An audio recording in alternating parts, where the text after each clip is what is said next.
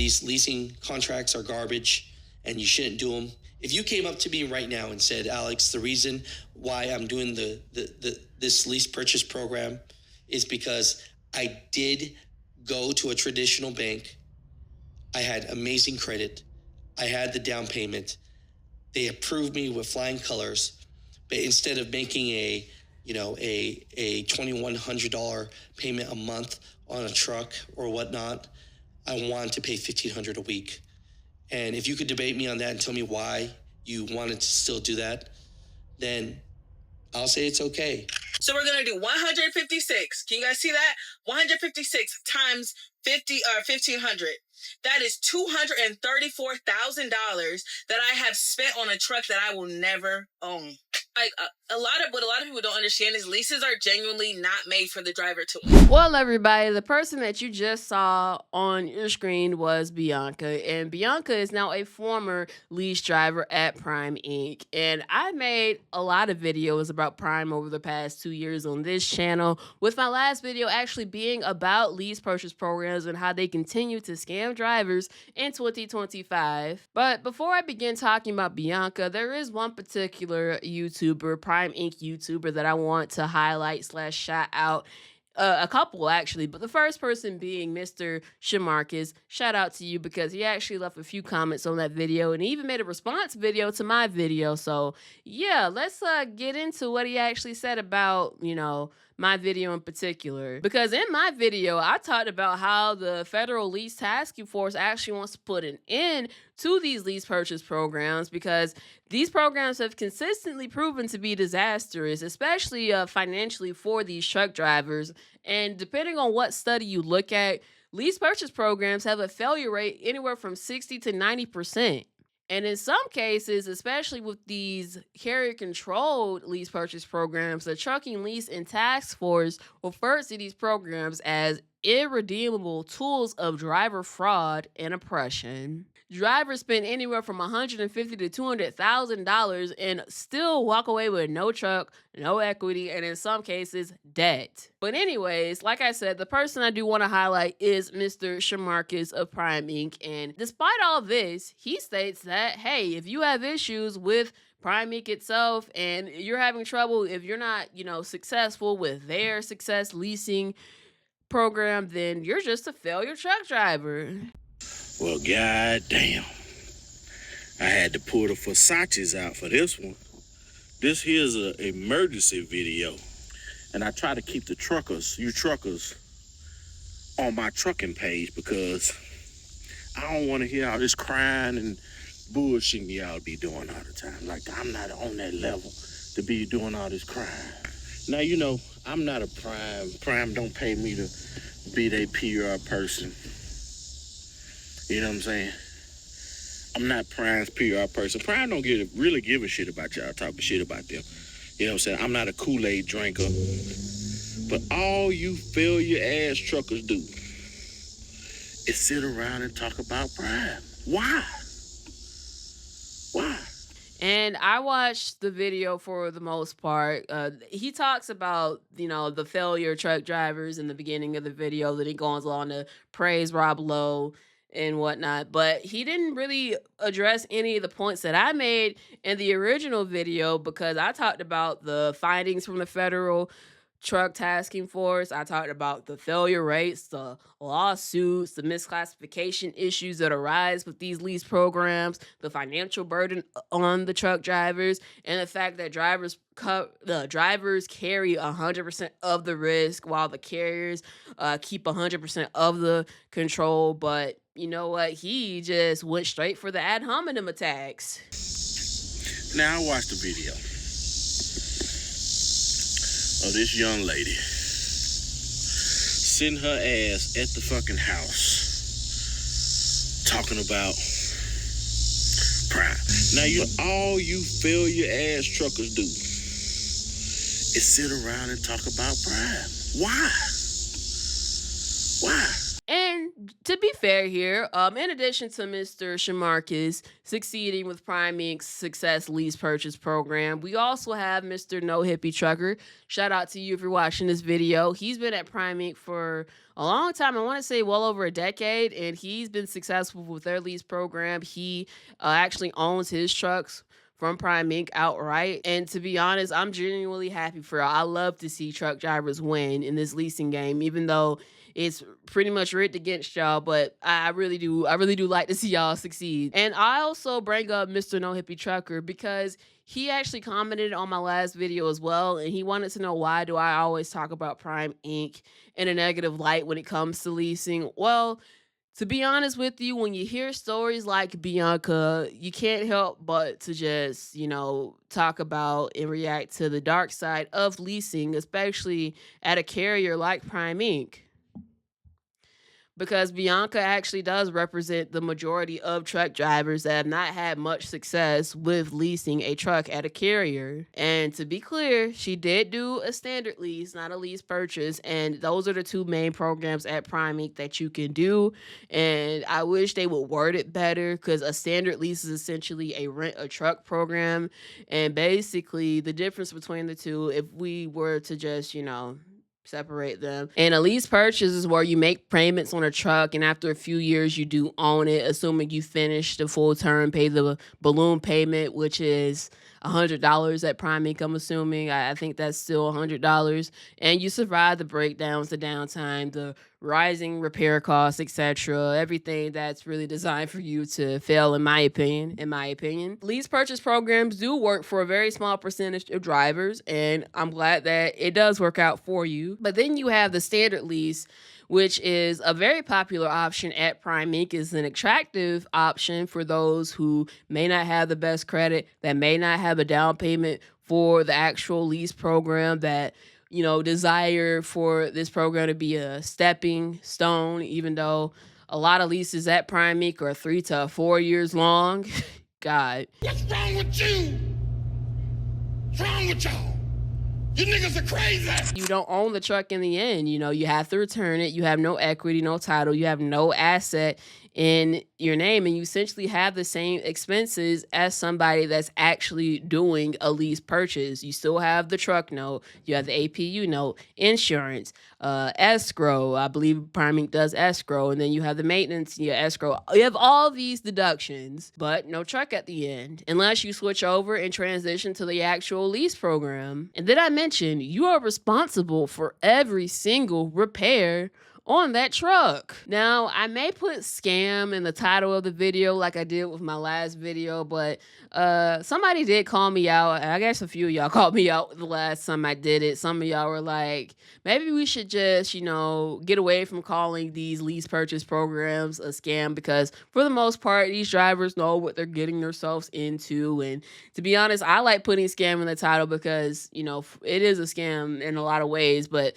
then again, I actually do like to use the word scam because it is kind of a, buzzword for the YouTube algorithm, just saying. But, and of course, we have Mr. Shamarcus here that said that I'm just doing this for clicks and views, and I don't value integrity. I have no integrity. And to be honest with you, of course, I'm doing it for clicks and views, but at the same time, I do want to be honest and transparent with everybody. And to be honest with you, I really do think that there is a large majority of Prime Inc. drivers that do know what they're getting themselves into. I'm pretty sure, and I would hope that they are reading the contract before they sign on the dotted line. The program is pretty popular, and it's 100% walk away. You turn the truck in at any time, but at the same time, you invest so much time, you invest so much money in the program, in the truck itself, just to walk away and nothing to show for it. And that's pretty much a tragedy, in my opinion. But you know what? People, they know what they're getting themselves into, and they read the contract. Well, not Bianca. She didn't read the contract. She did not read the contract fully before signing on the dotted line. It wasn't until she was already knee-deep in the lease when she actually read the terms of the contract, and you can absolutely not make this up. Okay, so a lot of you guys have something to say about that last video that I posted. If you don't know what I'm talking about, just click the comment. Understandably so let's break some things down. So for this question, did I not do the math before signing my lease? What were my thoughts when I signed? First and foremost, when I signed my lease ignorantly. I don't put that mistake on anybody else but me. I did what most people do, and I didn't necessarily read the entirety of the contract. And guess what? That's on me. But at the same time, it's like there's this pressure that's put on you to kind of just bypass the pages of the contract and not read it. Now, is that an excuse? Absolutely no, because as an adult, I was in my conscious mind, I should have made that decision and that judgment to thoroughly read the contract, and I didn't until I was finished with my lease. You know what? I'm glad that she took accountability for it.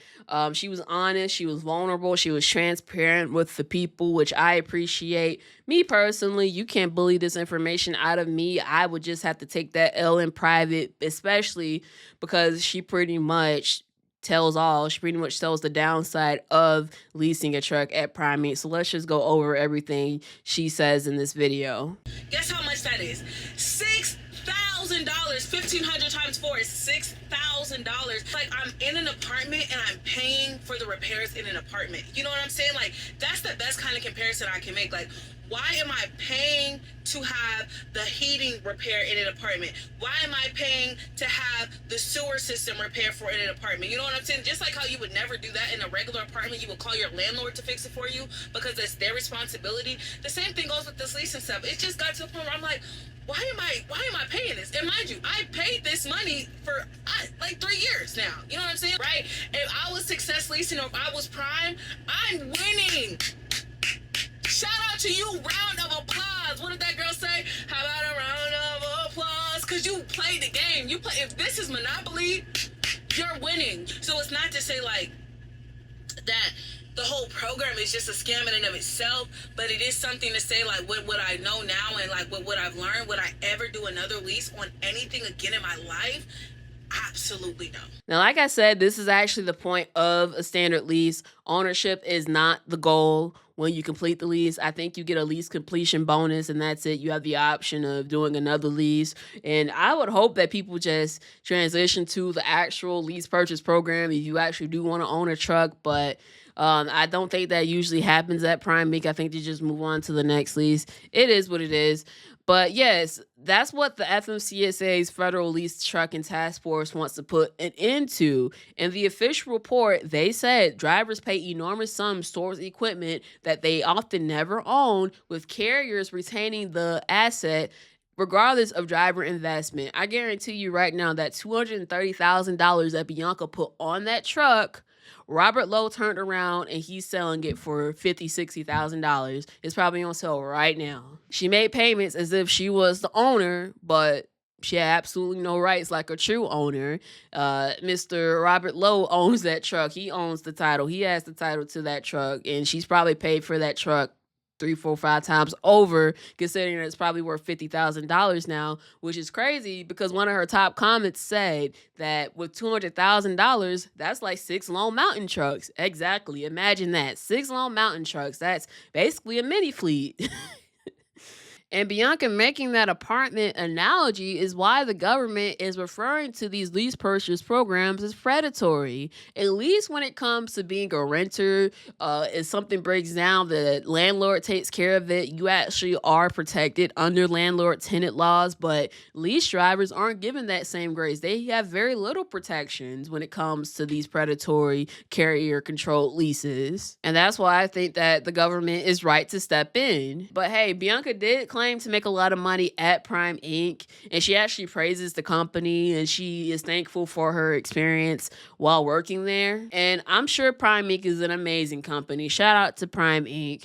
But this isn't whether or not Prime Inc. is a good or bad company. It's really about the systems that they have in place that are targeted to make the drivers not succeed, that the federal government wants to end. So let's talk about the congressional bill that can actually end these programs all together. So it's called the Predatory Truck Leasing Prevention Act, HR 5423, and it targets the exploitative lease structures that these carriers create. They cause financial harm. They create issues of misclassification. They cause driver indebtedness, and they create abuse power imbalances. And to be honest, when they talk about the misclassification issues, this issue is actually pretty prevalent in Chicagoland trucking companies. A lot of these Chicagoland carriers, they have drivers work as 1099 company drivers, which is not a thing, by the way.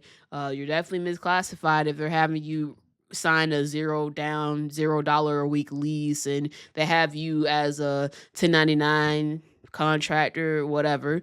Yeah, that's an issue. The federal government's coming after that, and hopefully this can be one of the things that actually dissolves these Chicagoland carriers, because the 200,000 non-domicile truck drivers, that rule, that hasn't really done anything to stop them, because it's currently on hold. But maybe this can actually do something about these Chicagoland carriers. We're just gonna have to wait and see. But yeah, if this bill is passed, if HR 5423 is passed, this is what it can actually do. It's gonna ban lease programs where the driver doesn't gain any equity. It's gonna ban leases where drivers have to pay expenses without ownership. It's gonna ban lease structures that lock drivers to one carrier. Now, I think this may actually target Prime's actual lease purchase program, because even though you do get the title at the end, I don't think you actually get to change to a different carrier in the middle of your lease with Prime Inc.